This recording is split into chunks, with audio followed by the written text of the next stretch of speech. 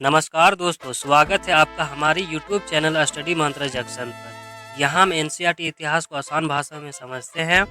आज हम पढ़ेंगे यूरोप में राष्ट्रवाद का उदय यानी कि नेशनलिज्म कैसे आया और कैसे नए राष्ट्र बने। तो चलिए शुरू करते हैं। सबसे पहले जानेंगे राष्ट्रवाद का मतलब क्या है। राष्ट्रवाद का मतलब है अपने देश के लिए एकता और गर्व की भावना। लेकिन क्या आपको पता है कि पहले ऐसा नहीं था। 18वीं सदी की शुरुआत में अलग अलग राजशाहियाँ थी, लेकिन लोग खुद को एक राष्ट्र के रूप में नहीं देखते थे। आगे देखते हैं फ्रांसीसी क्रांति और राष्ट्रवाद। 1789 ईस्वी में फ्रांस में फ्रांसीसी क्रांति हुई, जिसने राष्ट्रवाद को जन्म दिया। इस क्रांति में राजा लुई 16वें को हटाया गया और लोकतंत्र की शुरुआत हुई। इस क्रांति से लोगों को कई नए विचार मिले, जैसे स्वतंत्रता, समानता, भाईचारा। फ्रांस में राष्ट्रवाद इतना मजबूत हुआ कि नेपोलियन बोनापार्ट ने इसे पूरे यूरोप में फैलने की कोशिश की। आगे है नेपोलियन और राष्ट्रवाद। नेपोलियन ने 1804 ईस्वी में खुद को फ्रांस का सम्राट घोषित कर दिया और पूरे यूरोप में फ्रांस की नीतियां लागू की। उसने नेपोलियनिक कोड बनाया, जिससे कानून सरल हुए और समानता को बढ़ावा मिला, लेकिन उसकी बढ़ती शक्ति से बाकी देश डर गए। चलिए देखते हैं यूरोप में राष्ट्रवाद कैसे फैला।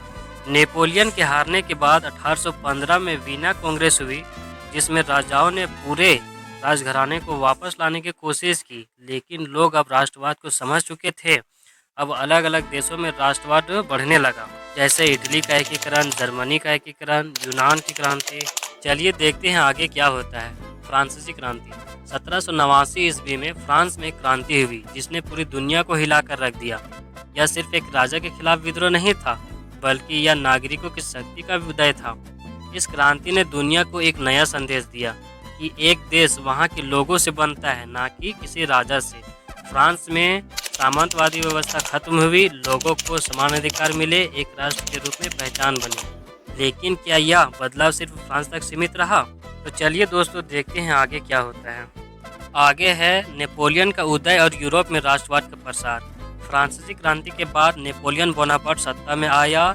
उसने राष्ट्रवाद के विचार को पूरे यूरोप में फैलाया, लेकिन अपने तरीके से।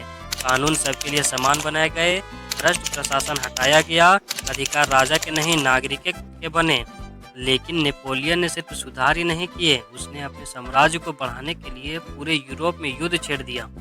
यूरोप के कई हिस्सों में लोग नेपोलियन को एक तानाशाह की तरह देखने लगे।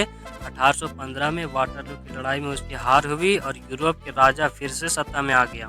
1830 और 1848 की क्रांतियां राष्ट्रवाद का विस्फोट। राष्ट्रवाद की यह चिंगारी बुझने वाली नहीं थी। 1830 और 1848 में पूरे यूरोप में विद्रोह भड़क उठे। फ्रांस में फिर से क्रांति हुई और राजा को हटाया गया। इटली और जर्मनी में लोग अपने अपने राष्ट्र के लिए एकजुट होने लगे। पोलैंड और हंगरी में भी आज़ादी की लड़ाई तेज हो गई।